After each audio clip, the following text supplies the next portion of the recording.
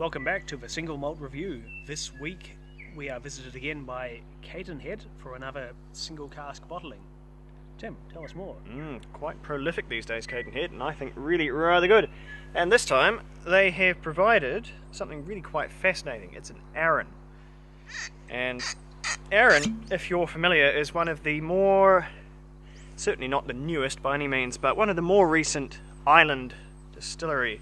Funnily enough, on the island of Arran, it's the sole distillery located there, and they haven't been going an awfully long time. I think they might be, goodness me, they can't be much more than 20 years old as a distillery at the absolute maximum. So to see an 18-year-old Arran floating about is really quite unusual.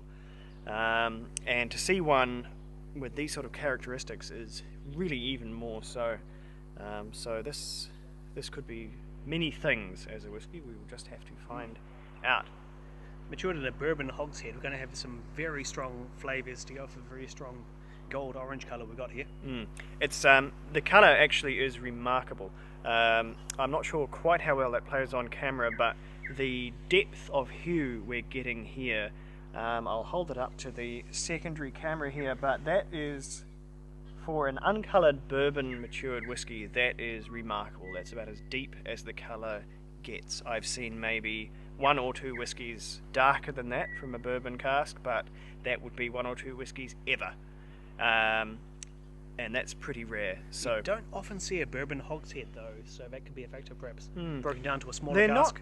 They're not monumentally uncommon. Hogsheads are a funny thing in that they can be made out of everything. Fundamentally, they're just barrels broken down to make different barrels out of them. They're a bit bigger than a bourbon cask and significantly smaller than a sherry butt. Gotcha. And if you wanted to, you could make them out of alternating wood if you were really keen. But the thing that really makes hogsheads special is the fact that the ends on the casks are new.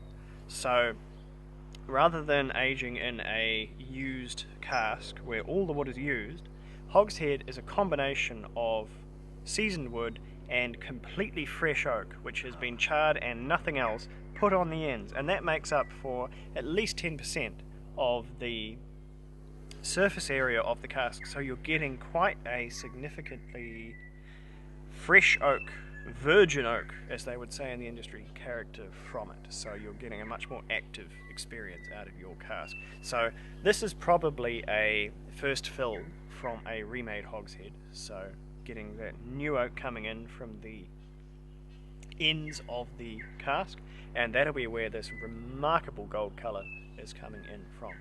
So the whiskey itself, it is just over 50%, so it has come down quite a bit for just an 18-year-old. That's a bit of a leaker, actually.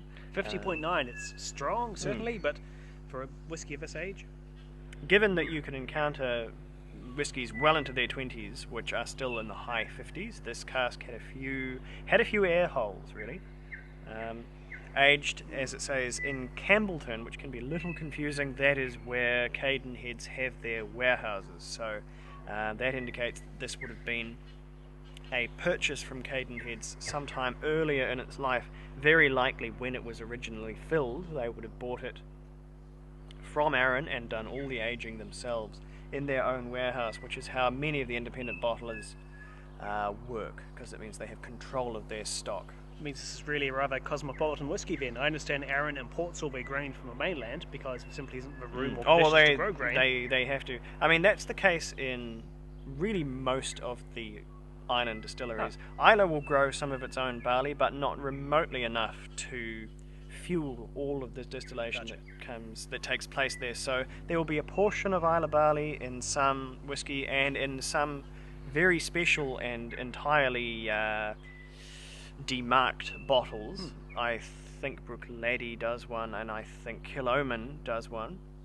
Just off the top of my head, they do a 100% Islay barley release. But aside from that, really most of the barley comes from the mainland, if not from Britain, a bit further down south, because the Scotch whisky industry does nothing if not use a great deal of barley year on year. However, the dram itself Lots of oak and vanilla there, as you expect from bourbon. There's oak, vanilla, coconut, and there's quite a lot of spirit in this one. It's very sharp alcohol. Yeah. There's the official tasting notes mention an oily rag, and it's taken me this long to really cotton on to that, but there is a bit of an oily rag there. It's not oil per se so much as maybe a little bit of kerosene, quite a fragrant, quite a pungent hydrocarbon element coming through, but there's quite characterful spirit here, which is interesting.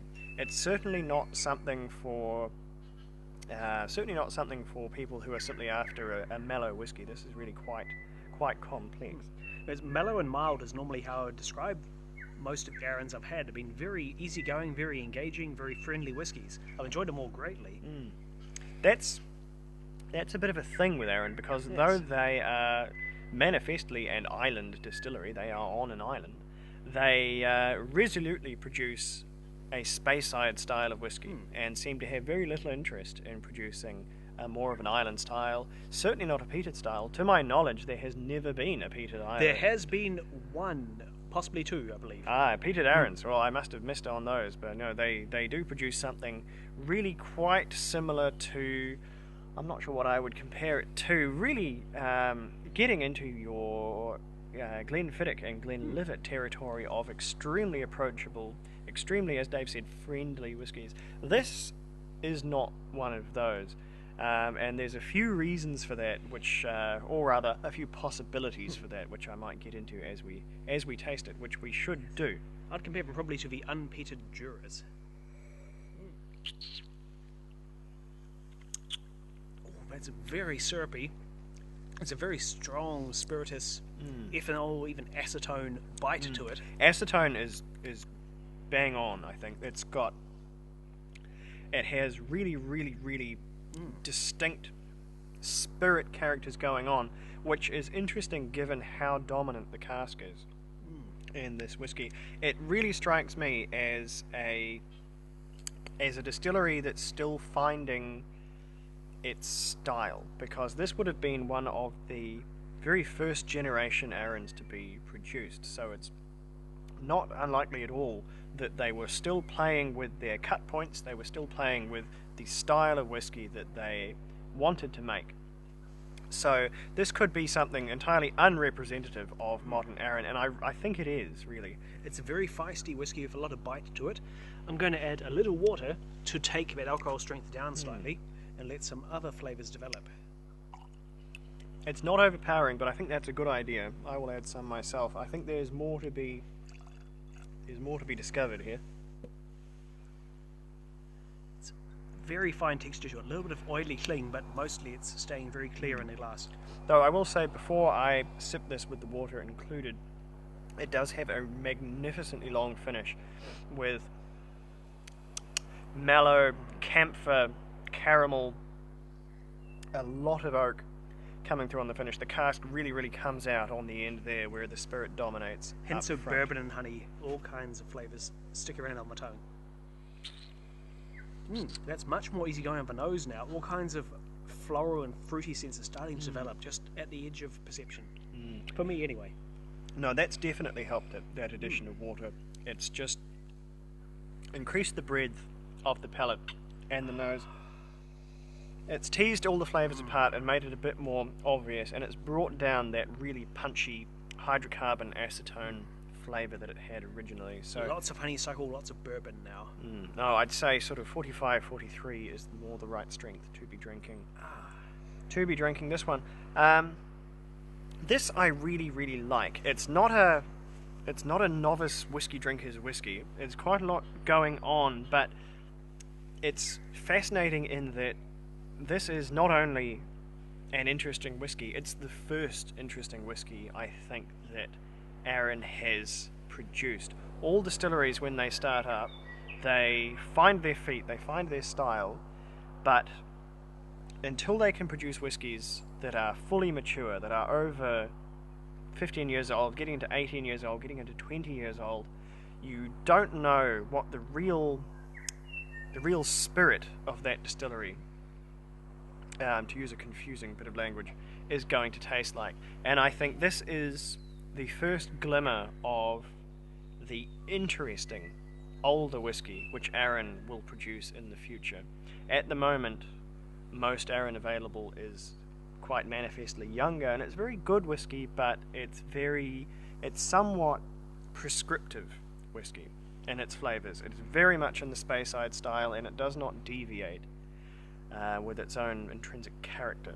This does, and so it may be a little while before standard off-the-shelf Arran starts displaying this nuance of character, but for a sneak peek at what Arran might become as a more mature dram, I think this is a fascinating insight into what it could be. I'm going to have to disagree with Tim on a few points here, because I believe that Arran has a unique style of its own already, and what makes this whiskey really stand out is just how unique it is and how much it departs from what I've come to expect from Arran, from what I come to know. Probably my favourite Arran to date has been the Sauternes finished expression. Yes, I'm familiar with that It's one. It's uniquely sweet and liqueur-y whiskey, which this is decidedly not. This one has sweetness, certainly, but also a sharpness, a bite, a strength to it, which is kind of unprecedented in the Arran range, whether peated or unpeated.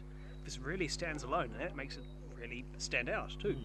It's punchy. It's not necessarily personable as a whiskey goes. It's eccentric,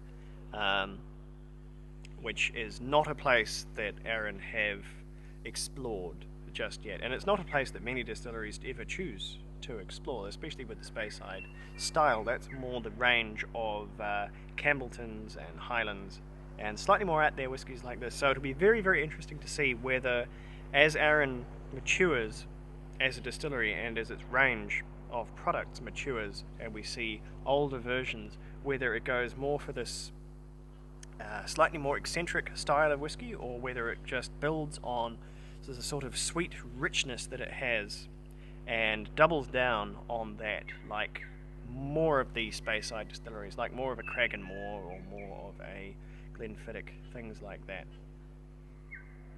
But no, a real good snapshot into the future, this one.